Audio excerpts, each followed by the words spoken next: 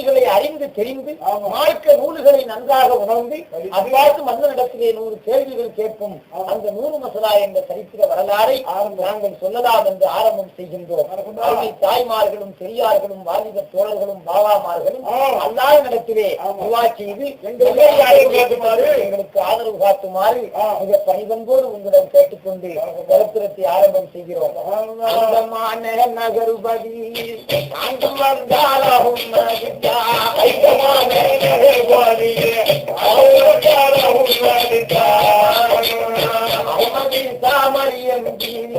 இருவேரும் வாழ்ந்து வந்தார்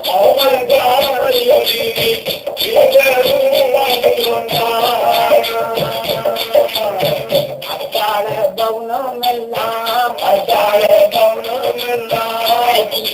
சாண்டு வந்தார்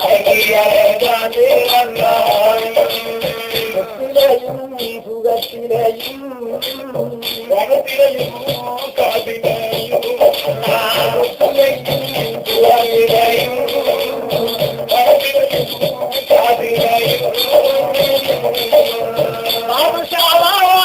வந்தார் அகமதி தாமன்னவர்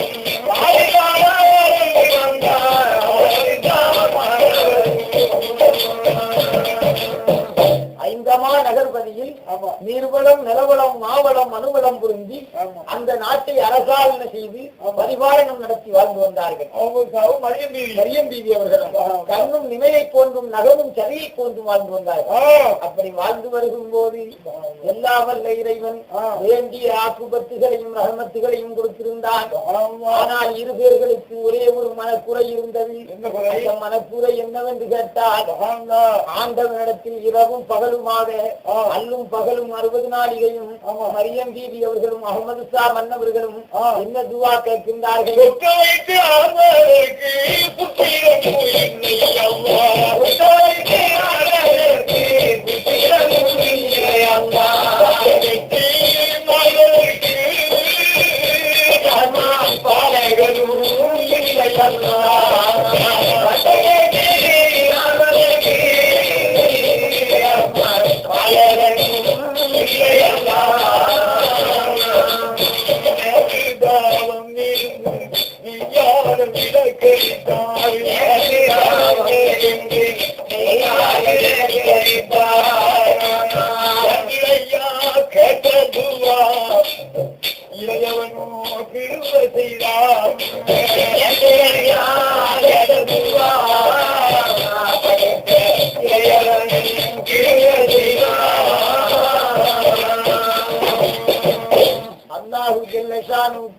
இறைவன் கபூலாக்கி கொடுத்தான். அவர்கள் நாளும் கணக்குமாக அவருடைய வயிற்றிலேதானே அமலானது தரித்து வளர்குறை வளர்ந்தது போல் அவர்கள் 10 மாதம் நிறை சுமந்து மரியம் பீவி அவர்கள் ஐந்தமா நகரில் பெற்றெடுத்தார் ஆண்டு குழந்தை.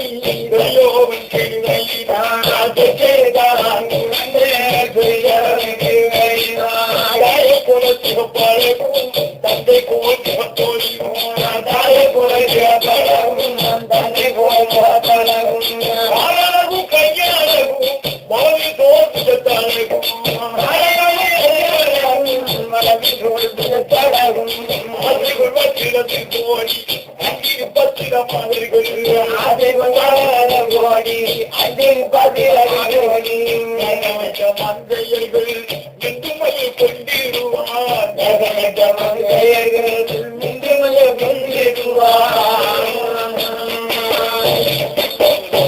மகன் பிறந்த வரிசையால் ஐந்தமா நகரில் உள்ள ஏழை எளியோர்கள் பக்கீர் புக்ராக்கள் இல்லாத எத்தீம்களுக்கெல்லாம் பாதுஷா அகமது ஷா அவர்கள் மகன் பிறந்த சந்தோஷத்தில் வாரி வாரி பணங்காசுகளை கொடுத்தார்.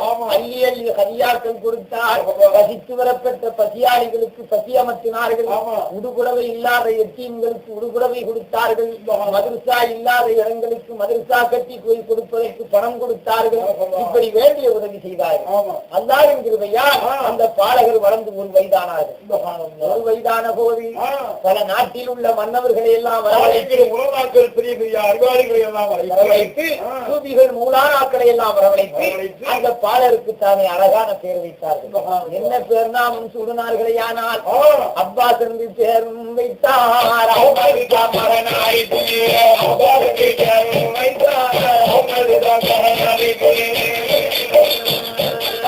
பேர்நாமும் தானும் கூடி பாலரை வளர்த்தி வந்தார். பேர்நாமும் தானும் கூடி பாலரை வளர்த்தி வந்தார்.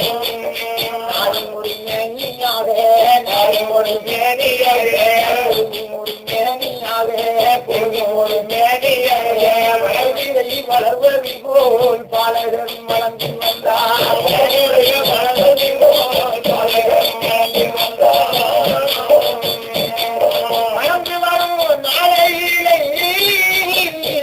5வது வயதும் ஆனான்.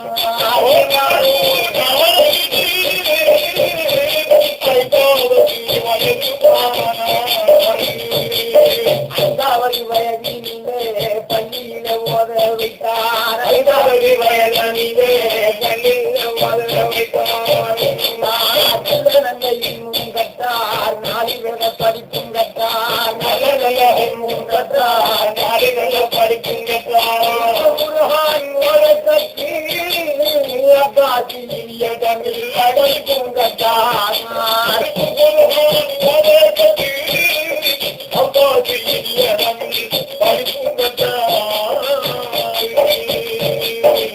அல்லாஹ்வுடைய பரிசுத்த ஹராமில் உள்ள விஷயங்கள் எல்லாம் 4 வேதம் 6 சாசனம் 64 கரைக்காலம் 96 தத்துவம் எல்லாம் படித்து 6666 ஆயத்துகளையும் அறிந்தார்கள். 116 சூறாக்களையும் அறிந்தார்கள்.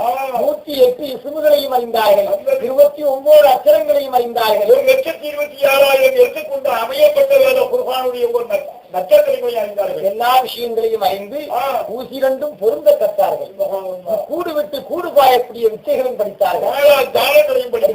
ஆணையேற்றம் குதிரை ஏற்றங்களை படித்தார்கள். வாழ்வீச்சு கம்பெனி பாவனாக்களை அறிந்தார்கள். சகல வித்தைகளையும் கற்று அப்பாஸ் மன்னர் வாழ்ந்து வரக்கூடிய நாளையில் கடைசியாக அப்பாஸ் மன்னர் எல்லா படிப்புகளையும் படித்தவர்கள் உலகத்தில் 2 படிப்பு நாம படிக்காம என்று நினைத்து அகமது ஷாவுடைய மைந்தன் புதுமையான படிப்பு 2 படிப்பு படித்தார்கள். அந்த 2 படிப்பும் விசித்திரமான படிப்பு. என்ன படிப்பு பாவா? தோழர் கூட நீகவே கூடி படித்தார் பண்ணி படித்தார் மன்னர். கண்ணல் கூட நீகவே கூடி கல் குடிக்க படித்தார் பண்ணி கூடி படித்தார் மன்னர். கல் குடித்த மதிமாயக்கம் கல் குடித்த மதிமாயக்கம் அவர்களை கண்கள் கட்டி வந்து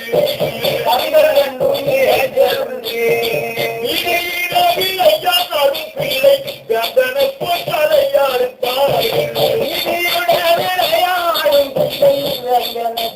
தலையறுத்தார். போய் தலையாருக்கு போய் தலையறுத்து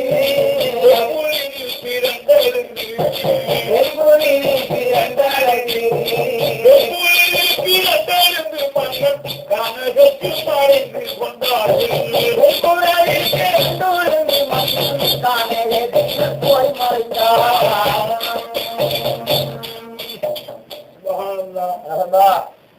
போர் கூடவே மிகவே கூடி சூதாட படித்தார்கள். இந்த பாதுஷாவுடைய இடத்தில் இருக்கப்பட்ட பணங்கள் அத்தனையும் அள்ளி அள்ளி கொண்டு தோத்தார்கள். அதோடு சேவாரம் சேர்ந்து குடிக்க படித்தார்கள். வெளியல்லவா ஒரு நாள் கணக்குக்கு மிச்சமான குடிகளை குடித்த உடனே இவருக்கு வெறி உச்சில வந்து அறிவித்தது. அப்ப இவருடைய கண்ணுக்கு எப்படி தெரிகிறது? தெருவீதியாக விளையாண்டு வரக்கூடிய பிள்ளைகளை பார்த்தால் ஒரு பிள்ளையை பார்க்கும்போது 10 பிள்ளையாக தெரியும். கண்ணுக்கு கல் குடித்த மயக்கம். என்ன செய்தால் பாதுசாமி மனம் வரும்போது பயங்கரம் இல்லாதபடி நம்முடைய முன்பதாக ஊரில் உள்ள குடிமலைகள் நமக்கு ஒதுக்காதபடி முன்னால் இருந்து விளையாடுவார்களே ஒரு கல் குடித்த வெளியினால் இருப்பிலே இருந்த வாழத்தான் உருவி சுபஹானல்லாஹ் அங்கால நிக்கப்பட்ட பாலகனை பிடித்து மரஹபா கதையத்தான சுத்தம் செய்து சுபஹானல்லாஹ் அறுத்து வீசிவிட்டு காடகத்துக்கு தானே ஓடிவிட்டார்கள். சுபஹானல்லாஹ் ஆனால் இந்த சேரிகள் பூரா யார் அறிந்தார்கள்? மரஹபா அஹமது ஷா பாதுஷா மன்னவர்களும் அது நாட்டில் உள்ள ஜனங்களும் அறிந்து வெட்டுப்பட்ட அந்த மையத்தை தூக்கிக் கொண்டு சுபஹானல்லாஹ் பாதுஷாவுடைய தனி நாட்டு